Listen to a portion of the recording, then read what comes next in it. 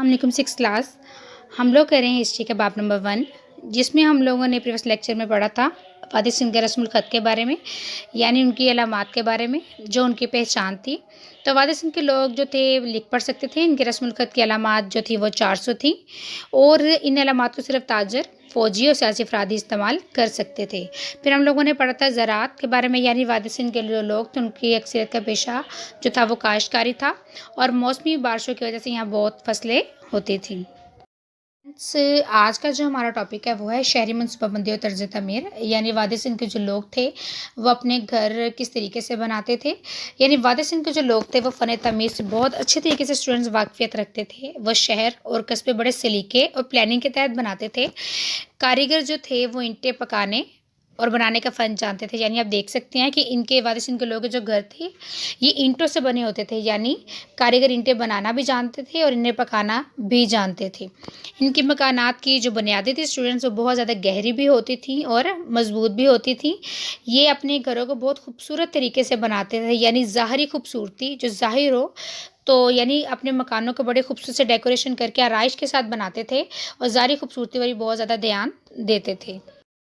اور اسٹوڈنٹس یہ اپنے مکانات جو تھے وہ شہر کی سڑکوں کے کنارے پر بناتے تھے. ہر گھر میں غسل خانہ آتا تھا جو بیرونی گلی یعنی گلی کے باہر کی طرف ہوتا تھا. گھروں کی جو منزلیں تھی اسٹوڈنٹ آپ دیکھ سکتے ہیں یہ ایک سے زیادہ ہوتی تھیں. اوپر والی جو منزل تھی وہاں تک جانے کے لیے یہ لوگ سیڑھیوں کا استعمال کرتے تھے. اور انہوں نے وادی سندھ کے لوگوں نے جو ہے وہ گھر بنائے تھے وہ کافی کھلے اور ہوادار ہوتے تھے، اور ان میں روشنی کا بھی بہت معقول انتظام کیا گیا تھا. وادی سندھ کے لوگوں نے اپنی سڑکوں کی تعمیر اس انداز سے کی تھی کہ لوگ محلوں اور قصبوں میں آسانی سے آ جا سکیں. انہوں نے جو ہے وہ سڑکیں گلیاں اس طریقے سے بنائی تھیں کہ ایک وقت میں صرف ایک بیل گاڑی ہی گزر سکتی تھی. یعنی کھدائی سے پتہ چلا ہے کہ سڑک کی جو لمبائی تھی وہ 1 کلومیٹر تھی، اور جو سڑک کی چوڑائی ہوتی تھی وہ 9 میٹر ہوتی تھی.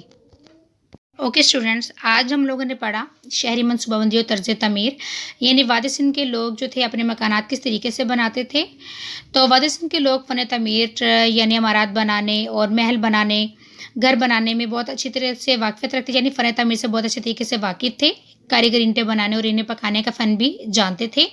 مکانوں کی جو بنیادیں تھیں وہ گہری ہوتی تھیں، اور اس کے علاوہ وہ مکانوں کی ظاہری خوبصورتی پر بھی دھیان دیتے تھے.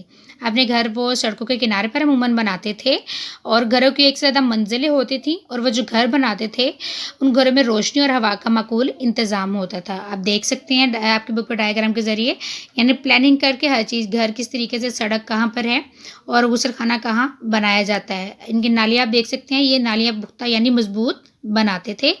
غسل خانہ ہم لوگوں نے پڑھا ہے کہ گھر کی باہر کی جانب ہوتا تھا، اور موہنجودڑو کی ایک گلی یعنی ان کی گلیاں بہت زیادہ تنگ ہوتی تھیں. اتنی تنگ ہوتی تھیں کہ ایک وقت میں ایک ہی بیل گاڑی گزر سکتی تھی.